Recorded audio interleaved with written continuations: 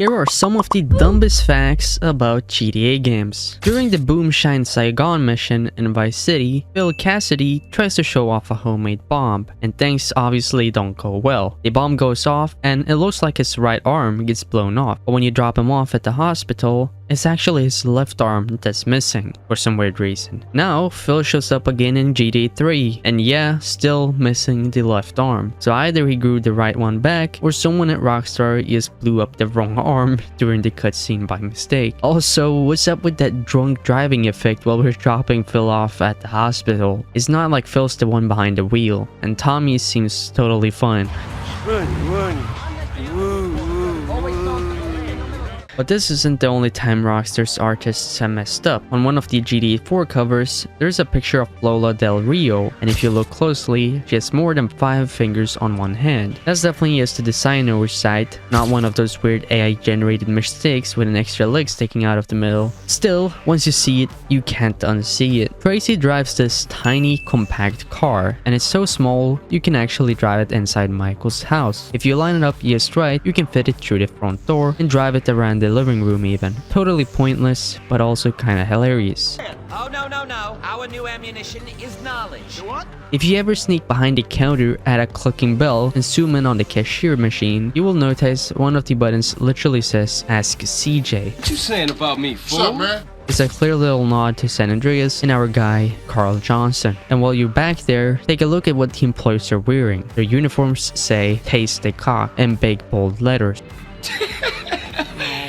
It's one of those classic GTA things. Completely inappropriate, but somehow still right on brand for a Rockstar game. Remember that early mission in San Andreas where CJ and Sweet head out to spray over rival gang tags? Sweet drops CJ off and says he's going to cover the other areas. Sounds fair, right? But if you actually follow him instead of doing the mission, you will see he is dressed straight back to Grove Street and barks outside the house. And that's it. He just sits there doing nothing until CJ calls him to say he's done with the mission. Clearly, we weren't supposed to check on him. But yeah, now we know. Grove Street, baby. Yeah, for the Grove, baby. This is not the only incident when players have found some weird stuff happening during the missions. In the famous Follow the Damn Train CJ mission, there were actually 2 trains on the tracks, one that you're supposed to chase and another going in the opposite direction that you come across somewhere in the middle of the mission. Now if you ditch the mission and decide to follow that second train instead, things get strange. When it reaches the end of the railway, it suddenly makes a turn and it starts floating into the air. It's not part of the mission or anything like that. I mean, you could jump on it and watch it travel the skies. I guess Rockstar didn't think someone would actually do that. All we had to do was follow the damn train, CJ. Most people don't know this, but in GTA 3, Claude never had a name. No one in the game ever calls him Claude. They either don't refer to him at all or just use nicknames. It wasn't until GTA San Andreas came out that we finally learned his real name. So yeah, for a long time, he was just that silent guy in GTA 3. This Carl? This is my new man. There's a church in Hill Valley that has some weird mirrored text on it. If you flip it, it reads St. Brigid's Baptist Church, even though the name outside clearly says Hill Valley Church. Turns out, Rockstar likely just copy-pasted the original St. Brigid's Church, flipped the model, changed the color, and dropped it into the map to make a new church. However, they forgot to flip the text back. Speaking of Rockstar forgetting things, there's a wrecked car in GTA 5 that has a California license plate instead of the usual in-game San Andreas plate. It's probably just another dev asset they forgot to swap out. You probably remember those Floaty Health pickups in GTA Vice City that restore your health. However, I just found out that not all of them are free. The ones you pick up from hospitals actually cost you $20 per pill. It's like Rockstar's poking fun at US healthcare for being expensive. We've all seen NPCs walk into water and assumed it was just some random glitch. But in GTA Vice City, there's a mission where Lance flies a helicopter under a bridge, and right at that moment, an NPC jumps off the bridge. I always thought it was some random encounter, but if you look closely, you'll notice that the guy is actually wearing a spandex uniform. That delivery company with trucks you never actually see on the roads. It's almost like Rockstar was hinting that the company is doing so badly, this poor employee just decided to give up. Maybe it's a coincidence, or maybe it's one of those dark GTA backstories hidden in plain sight. I absolutely hated every boat mission in GTA Vice City because the controls were just the worst. There's this one mission that lets you pull off this pretty cool stunt where you jump your speedboat over this small island with a bunch of NPCs playing golf. However, if you you actually land on them, the game gives you a $100 bonus. I guess Rockstar employees were betting on us to do that. In both GTA 4 and GTA 5, there are missions where you have to repossess a car for someone, and in both cases, the car just so happens to belong to a guy named Jimmy. You recognize this car? Huh? Does it look like it's worth $5 a month to you? In GTA 5, animals can actually call the cops on you if they witness a crime, just like regular NPCs. In the game files discovered by this guy Phil Bellick, they both share the same characteristics when it comes to witnessing a crime. So yeah, even the wildlife snitching out on you. In GTA 4, you will sometimes spot these NPCs sweeping the streets. If you bump into them, they will drop their broomstick, but if you wait a few seconds, they will just magically grow a new one out of nowhere and go right back to sweeping. There are plenty of side activities for each protagonist to do besides the main storyline, and hunting is one of them. You track animals, take photos of your kills, and send them to this guy who pays you. But what you can do instead is send the photos to your other contacts, including 911. And if you do, they actually respond with a message that just says, "Hello, this is 911. What emergency service do you require?" In GTA San Andreas, there are quite a few objects in the world that get destroyed during missions, like the bridge that Tenpenny crashes off in the final mission, or the billboard players jump through during a stunt. But the thing is, you can actually destroy them before the missions even happen. Just throw a grenade or one of those sticker charges and they will break apart. It's kinda stupid how the game just lets you do that. Come on, man. Give me a break. Now, if I asked you what the strongest vehicle in GTA San Andreas is, you would probably say the tank, or maybe even the train, since that thing just blows through everything. But no, it's actually the BMX. It's the only rideable vehicle in the game that you can't destroy with weapons. Not even rocket launchers can blow it up. That's what I'm talking about. That's my dog. In GTA 4, you can take your car to an automatic car wash, pay the machine, drive in, and it does the whole thing. Sprays water, foam, brushes, and all that stuff. But if you show up in a convertible, instead of running it through the machine, the game actually sends out a guy to clean it by hand. It was actually pretty smart. Okay, not bad. GTA 5 also lets you mess with just about anyone, including Michael's family. But if you steal Amanda's car, things get personal. Amanda will get angry at Michael, and not long after, Michael will either call or text you, completely losing his mind and threatening to kill you for it. Hey, you selfish prick! You know how much this car costs? There are tons of ways to lose the cops in GTA games. Hide in tunnels, switch cars, or just hit up a pay and spray and the cops forget you ever went inside the shop. However, there's one more dumb thing you can do to ditch the cops, and that is by simply going to sleep. You sit inside your safe house, take a nap. When you wake up, the warning levels will be all gone. Okay, arrest me, moron. Oh, so close. In GTA 4, there's a website called LittleLazySurprisePagan.com. It's supposed to be some kind of kids' beauty pagan site, but it's clearly meant to be super sketchy, because if you try to open it using the in-game browser, you will get a warning saying the site has been shut down by the LCPD and they've logged your IP. And yeah, it's not just a gag. You actually get a warning level just for trying to access it. It's one of those dark jokes Rockstar threw in the mess with curious players. Come on, give me a break. I'm new in this country. After you take over Diaz's mansion in Vice City, it becomes the Vercetti estate, and that place is massive. However, there's not a single bathroom in the entire building. You can explore the whole place and still won't find one. GTA and swearing pretty much go hand in hand, but you would be surprised to know that Tommy never says the F word, not even once throughout the entire game. It's hard to believe, especially at how angry he gets in some cutscenes. You call this handling it? You two, off your asses. But yeah, he somehow keeps it clean, well, cleaner than most. Tommy Vercetti just doesn't cut and run. If you've ever visited a police station in GTA Vice City, you can find a police uniform in the locker room. It looks cool and all, but for the longest time, I had no idea what it was good for. Turns out, you can use it to get inside the military base without the soldiers freaking out and going full attack mode on you.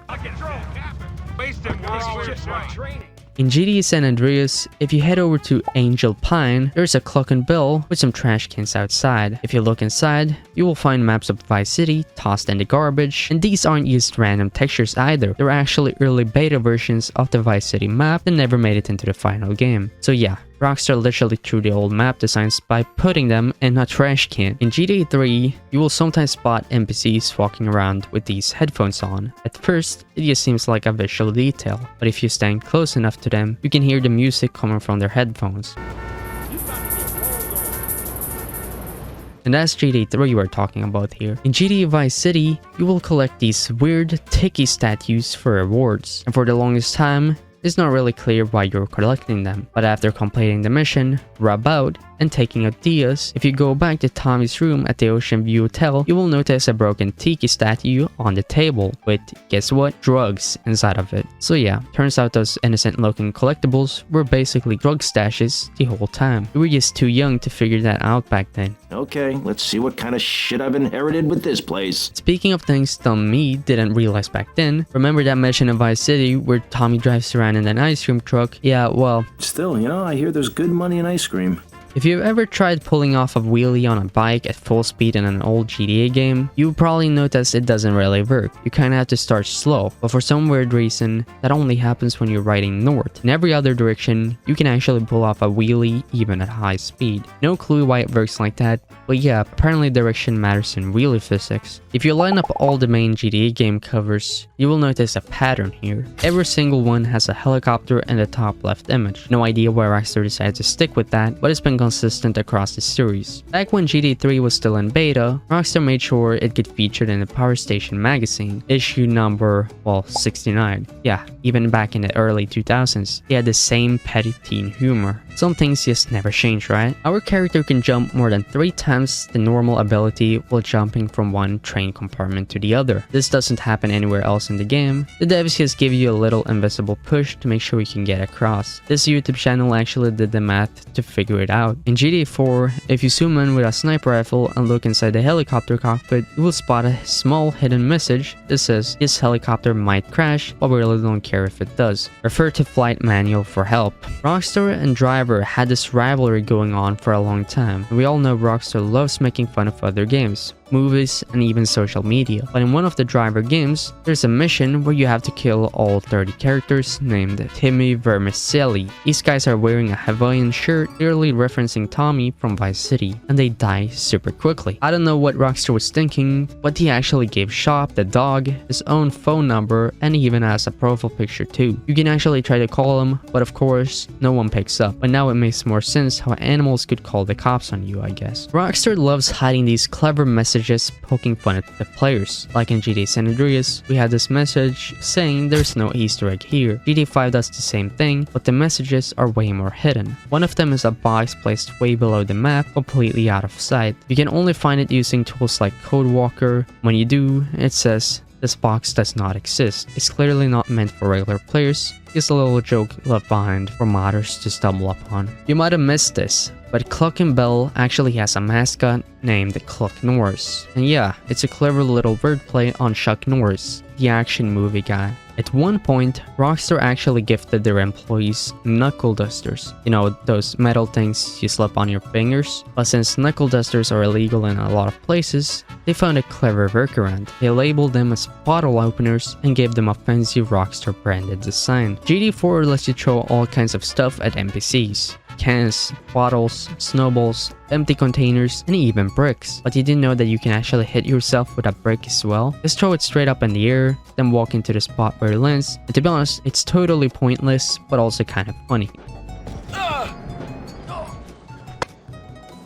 In GTA San Andreas, there are all kinds of stats that improve the more you do something, like shooting better with more gun time, or falling off your bike less with the more you ride. There's also a luck stat that's supposed to increase your chances of winning at the casino. However, it doesn't help at all. Even if you max it out, your odds stay the same. What? Basically a 50-50 chance no matter what. So yeah, I have no idea why this stat even exists. I don't know if this is intentional or not, but in GTA 5, if you walk into NPCs while they're sitting, they will just drop dead. You don't punch them, you don't shove them, just a light bit of nudge, and they just fall down like they have had a heart attack or something. Have a point to make? Good lord! In Vice City, you will see these roller skaters just hanging out by the beach. If you shoot near them while they're on solid ground, they will run away faster than anyone. But if they're on the sandy part of the beach, they just slide in the same place, barely moving, even though they're trying so hard. Inside the Libertonian Museum in GT4, there's a dinosaur skeleton on display, but if you walk up and read the sign next to it, it says this skeleton took a few days to make and was built by a prop artist using 21,000 polygons. Now that's just Rockstar being cheeky. Some of the older trucks in GT5, like Trevor's old pickup, comes with a CB radio that can pick up frequencies the regular radio stations don't. And if you're driving around the countryside, sometimes you will hear random conversations come true. People talking about how to cook meth, weird conspiracy theories, and all sorts of strange backwoods chatter. Holy shit, did you see the recent episode of Princess Robot Bubblegum? That shiny wasabi kitty is hot as hell. Man, I wish anime characters were like that in real life. You might already know this, but the guy running the ammunition stores in Vice City looks a little too familiar. That's because Rockstar actually used a photo of Sam Houser, the CEO of Rockstar Games, for his face texture. They even gave him a Rockstar branded jacket, so yeah, Sam's literally in the game selling guns to Tommy. Remember Ken Rosenberg from Vice City, the shady lawyer and Tommy's right-hand man? This is a disaster. Well, he's the only character to appear in the final cutscene of 2 different games. He shows up at the end of Vice City, of course, but he also pops up in the final cutscene of San Andreas, after helping CJ and Mad Dog with their business. I come in peace with Mr. Dog here, who has an announcement. Our first gold record! In the original GTA, there was a gang called Hare Krishna. Now, if you ran over an entire group of Hare Krishna followers, you would get a bonus with the word Goranga flashing across the screen. This Goranga is actually a real word, which was popularized by the Hare Krishna movement in the 1970s. It's meant to spread peace and joy, which makes the way it's used in the game feel kinda dark. In all GTA games, if both sides of your car are completely blocked, like you have parked too close to a wall or another car, your character will simply teleport out the car. You know what happens when you hit 100% completion in GTA Vice City? Well, all Tommy gets is a shirt that says, "I completed Vice City, and all I got was this lousy t-shirt." This lighthouse in GTA 5 looks completely normal. The lights at the top rotate just like it should, until you get too close. If you look directly at it, the light spins as expected, but the moment you look away, the light just freezes in place. It's probably just Rockstar trying to keep the game optimized, I guess. During the opening cutscene of GTA 4, the Rockstar logo appears, but it's not some 2D animated image or video overlay. It's actually a 3D model placed inside the game. Someone even managed to track it down and confirm it's really there. Thanks for watching, y'all.